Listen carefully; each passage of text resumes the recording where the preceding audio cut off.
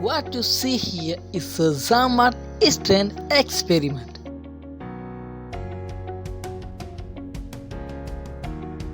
First, a big wax torch like this is boiled and made into a ball, and an iPhone 12 is placed inside it.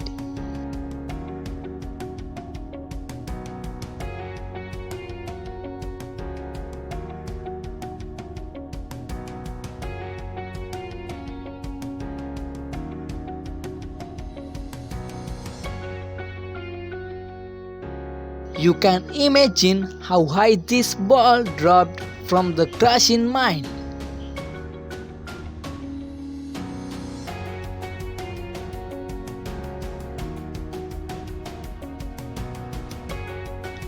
Later, when you pick up the ball, you can see that it is physical damage, but is still working in some condition.